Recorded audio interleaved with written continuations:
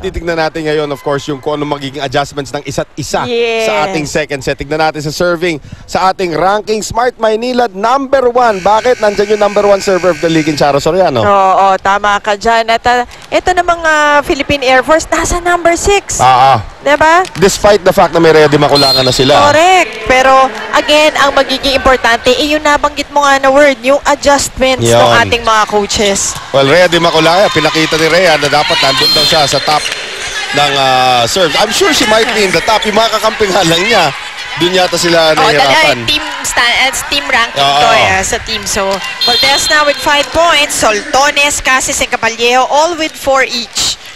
Ito namang si Rhea Di Maculaya, tandaan natin, the former finals MVP dito, former best server sa UAAP. Dimac ngayon, going to Caballero, the UST connection, dug up by Valdez and punched across by Soriano, the Ateneo connection. At mapapansin mo, si Jem Ferrer na ngayon ang nagsiset para dito sa Smart Maynilad. Explosive hit there coming from Judy Caballero, 2-0 in favor of the Philippine Air Force. So Jem Ferrer, natulad na banggit ni Mosi, making her first appearance in this match.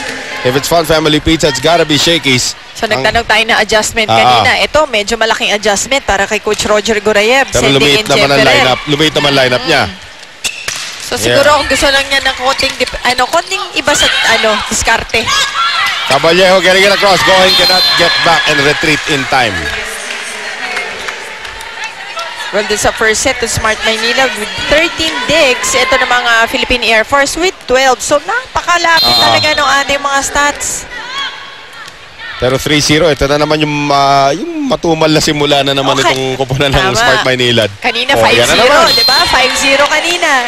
Soltones and Going colliding. Napatayo na si Coach Roger. Ano ba? Gusto niya na naman ako mag-time out.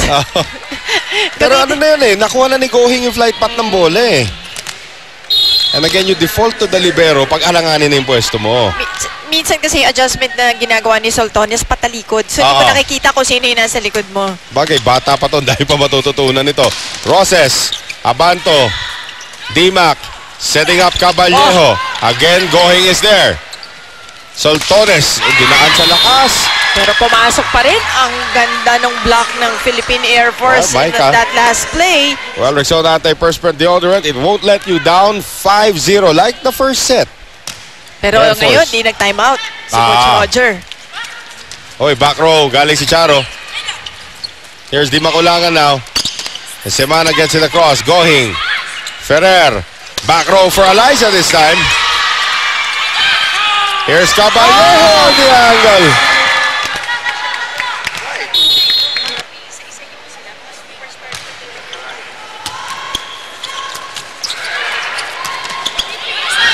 Semana has to give up a free ball. Jem Ferrer for Sue Roses and the net violation anyway against Micah Ortiz.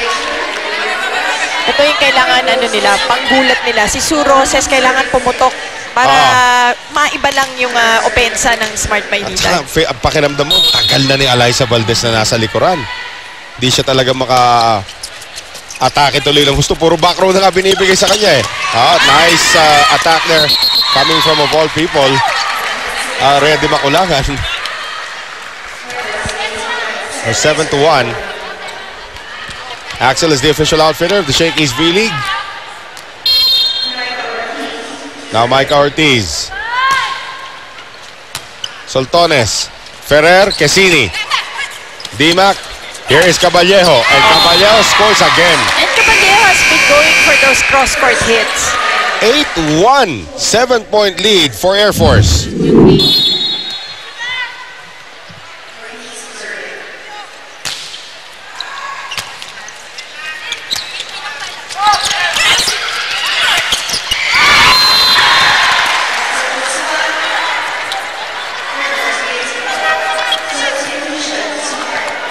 Well, now Ruby De Leon has to come in para sa kupunan ng Smart Maynilad. At tama sinasabi doon ni Noreen kanina, yung reception nila. Pero sa dulo na lang nawala yung reception nila Kaya nga nakakapanghinayang. Kasi lalo na, they started out strong, katulad ngayon. So ayaw mo nang bitiwan dapat yan Diba? Yung edge mo, pero 5-0 yun, Biglang agad-agad pagka-timeout, halos nakakuha ka na kagad nung Smart Maynilad. Pero ngayon, ito mukhang alam na nila inaalagaan na nila yung pinoproteksyonan na yung lead nila. Pero ngayon pinasok na ulit ni Coach Roger si Ruby De Leon because Jem Ferrer was struggling a little bit sa kanyang setting. Alyssa Valdez is now in front para dito sa Net Spikers. Si De Leon, 7 excellent sets so far. Itong si Di Makulangan with 11. And Wendy Semana, pinadaan yun sa net, so lumabas yung bola. Alam mo si Wendy, ang ginagawa lang niya is trying to get check balls. Yung mga off the block. Mahirap yun, against Roses, ha? Alam mo, kanina pa niya ginagawa yan. Napapansin ko, mukhang yan ang order for the day. Dito kay Wendy Semana. Soltones into the net. Smart Maynila, isa pa lang ang atake, partner. Isa pa lang, kaya nga. Isa pa lang. Pero you can expect that to change kasi ngayon nandiyan sa Alyssa Valdez sa harapan. Pero ang Air Force, nakakalima na. Caballejo. Bad read by Going. At biglang bumaba naman yung bola. I really thought mukhang lalagpas eh. Mukhang long, pero may driver din. Alam mo si Going ngayon has been trying to do everything sa coverage. Kung pwede siya na mag-cover ng buong side, ginawa na niya yun. Roses on the run. Semana ngayon. Setting up Cases. And again, Going keeping it alive. Alyssa Valdez, kahit na frontliner na siya, sa atake pa rin niya sa likod. Rhea Di Makulangan tried to go for that dig. 11-4, Air Force. Cases. Ruby. And Pinok Quezini.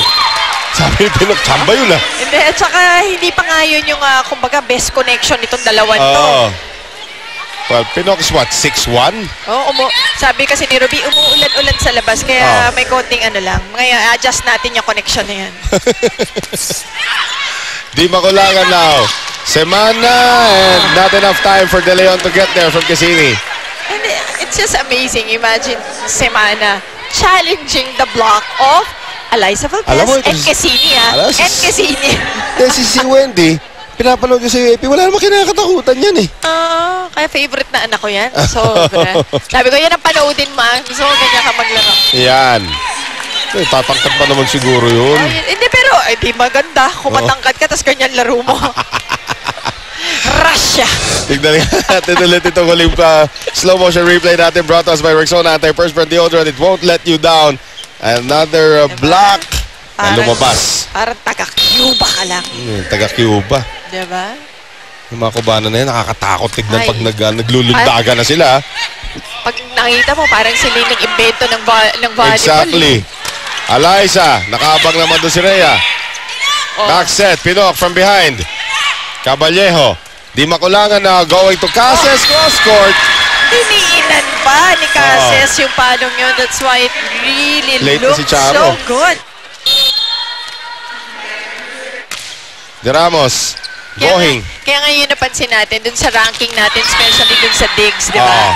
Mapapansin mo, number 1. Mataas yung ranking pag yung mga nasa likuran, yung kasama din ng libero, not only the libero, pero yung mga kasamahan ng libero sa depensa, yung maaayos din. Balik na naman sa 8 kalamangan dito ng Philippine Air Force because as the official ball of the Shakey's V-League. Charo.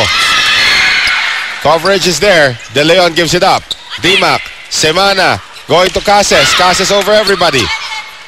Alyssa. Back row. Soltones. Saan ang galing yun? Adlib na talaga yun eh, no? Siguro Alyssa right now sa open. Kept alive. Charo. Alyssa. And dug up again by Caballejo. Cases. Quezini. De Leon versus Cases. De Leon ngayon across. Alyssa. Mintis. Pero may check ba? Wala daw. Wala. Alyssa asking for a check at medyo...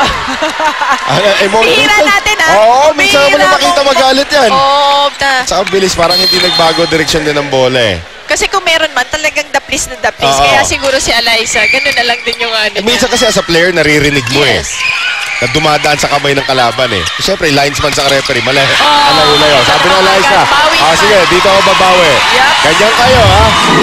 Kaya si Alyssa, nasa likuran na. Her serve. Ganda. Here's Dimac now. Quick set to Mike Ortiz. Going! And a free ball from Soltones. One more time around for the Philippine Air Force. Out of position na si Dimac. Cases, umatake pa rin. Charo. Ruby. Going to Soltones. Over the blockers. Kept alive by Cases. Caballejo na dulas. Sayang yun. Ang ganda sana na pagkakasave. Pasok agad yung mga naglilinis sa sahig. Nakita yung dulas doon ni Cases. But still a 7-point lead para sa Philippine Air Force. Again, mapapansin mo, inaalagaan na ng Air Force, di ba? Yung lead nila ngayon. Good serve by Alyssa. There's too much power on that serve. Yan ang maganda eh. Sinasabi mo nga kanina eh. Serve pa lang, opensa na. So ayan, yung fans ni Alyssa, nagising na rin. Talagang na-appreciate nila eh. Dun sa emotions nitong si Alyssa, parang dinadala niya sa laro. Right. Diba? Yun ang maganda. Oh, nice single block from Charo Soriano. Micah Ortiz, Ruby De Leon. Charo will set. Gretchen Soltones down the line.